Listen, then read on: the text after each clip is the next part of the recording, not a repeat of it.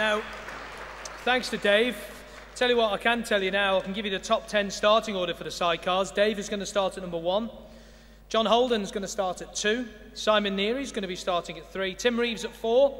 Claffey is going to be at number 5. Conrad Harrison's at 6. Ben and Tom, the Birchall boys, will be at 7. Evergreen stager Roy Hanks will be at 8. Steve Coombs will be at 9. And Gary Bryan, that's your top 10 for the sidecars at TT 2010. Our final 2 guests are arguably the 2 riders everyone has to beat this year. One is the outright lap record holder, who's tasted the TT Winner's Champagne 15 times, including last year's Superbike race. He stood on the podium 29 times and has won 9 out of the last 12 Superbike TT races. Also the first man to lap the TT Mountain Circuit at over 128, 29, 130 and 131 miles per hour. The other is his teammate, the fastest ever TT newcomer and winner of 2 TT races in only 3 years at the event. He is also the reigning TT Senior Champion, solo champion, and already the 2nd fastest rider in the TT's history. We've spoken to a lot of hungry young riders this evening, but with a combined age of 80, the HM Plant Honda... I didn't write this, I did. The HM Plant Honda racing duo of John McGuinness and Steve Plater remain the 2 riders everybody has to beat at TT 2010. Ladies and gentlemen, please welcome John McGuinness and Steve Plater. Thanks for that introduction, Chris. We've got the boys in a really bad mood coming up now. Well, don't tell him. We want to get some chat from him. Are you sitting on a mic? Said a combined age of 80 in the HM Plant Honda team. That was the... 79, is it? Close enough. Well, let's have a word with Steve first of all, and congratulations once again on that senior victory you had last year. And you were going to go for a walk on the beach, you weren't going to go and celebrate, you were just going to let it sink in, and I don't think it had even by the time you left the Isle of Man, had it? No, it didn't sink in for a very long time, to be honest, and it's only when you know, you sort of come to an event like this, really, you actually think about it, and sort of you're pretty much sort of really proud of what I've achieved so far. But no, it's good, you know, and watching things like the DVD and stuff, and just sort of there's an awful lot of things that fly through your mind, and you get a better understanding of actually how the whole fortnight went. Was you've had a lot of success, obviously, in your career, but was that top of the pops? Yeah, I was saying earlier, you know, all of the things I've done, all sort of around the world, as well as the British Championship and the TT, I've had more recognition, you know, from many hundreds of people around the world for winning the CT and winning the senior TT than anything I've ever done.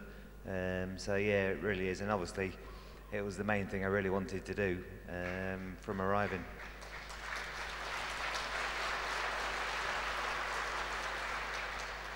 All the experts say that you serve an apprentice of 3 years. You don't go and win 2 TTs in that time.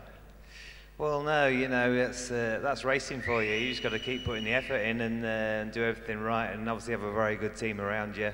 You know, obviously our team, you've only got to look at the bike, and it's just, for sure, I'm not just saying this, in my opinion, it's the best thing to ride around here, all 3 bikes. So it's, it's a team event. We're just the icing on the cake on race day, you know, and you've got to be confident in everything you're doing and everything you're riding. So we're very lucky in that way, and when you can do that, you know, you're on a winner to begin with. And what about your teammate? Is he the man you've still got to beat, or has he got to beat you? Yeah, he's done a bit before. Yeah, obviously, you know, John, obviously, you know, John's the main man, and but in all fairness, you know, John's won so much here, but there's such a depth of field this year. There really is. A lot of young guys coming through, and obviously Cameron had his problems last year, and even if all those fail, you've still got the antiques like Locker and Michael Rutter that are probably going to be trying hard to get on a podium. So let's have a word with John, who passed the mic along. And John, he may have got the senior prize, but you did win right at the beginning the Superbike TT.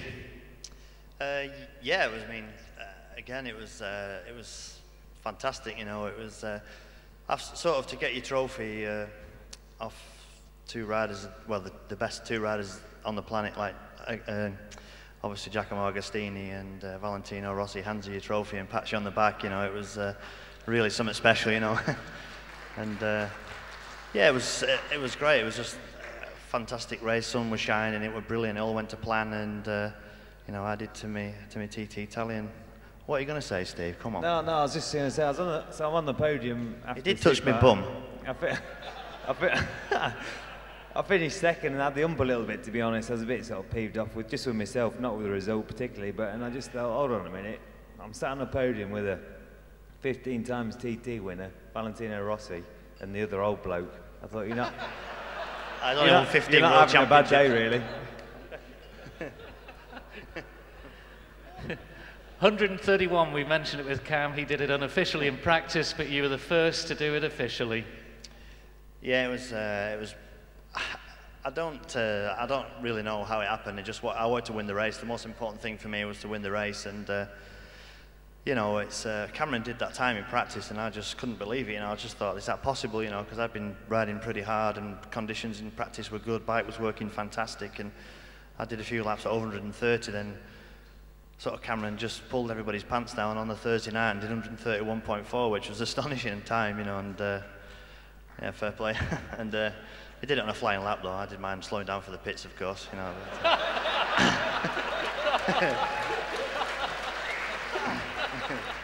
I had to put my bike in 6th gear. I was only in 5th gear in practice, but no, it was amazing. You know, the senior TT was awesome. The conditions were brilliant.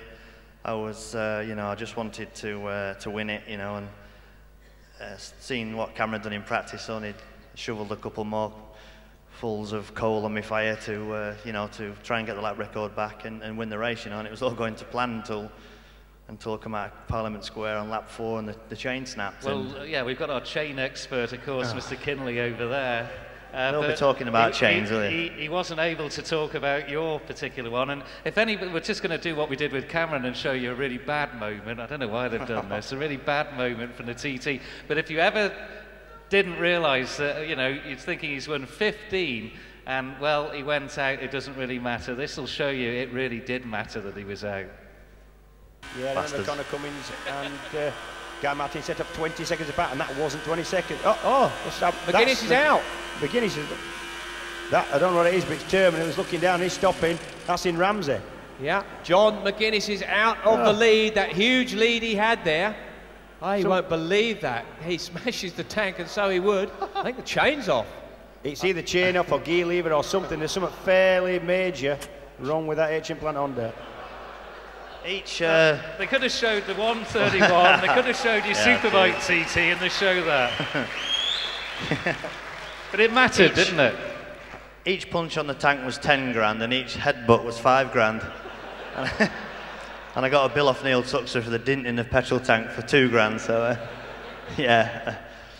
I mean, Steve knows, and a lot of these guys out there know what it's like, and know how hard it is to win a big bike TT race. And you know, I put my heart and soul into that race. I really did. And you know, with a teammate like Steve and the other guys in there, they were watching what everybody was doing, and Steve was looking at the sector times, and I just thought, the only way I'm going to beat Steve is by on the clock, you know. So we're both on the same bikes, and I really tried hard and did a mega second lap, great pit stop. And one of the things that really pissed me off was the fact that the conditions were perfect, and I was really enjoying riding my bike, which I do every year at the TT. I was really loving riding the bike. Everything was working good. I was hitting all the apexes, and you know, it was looking really good. And then in a split second, bang, the chain had snapped. And you know, this modern age, chains don't snap, you know. And all of a sudden, I'm sat there.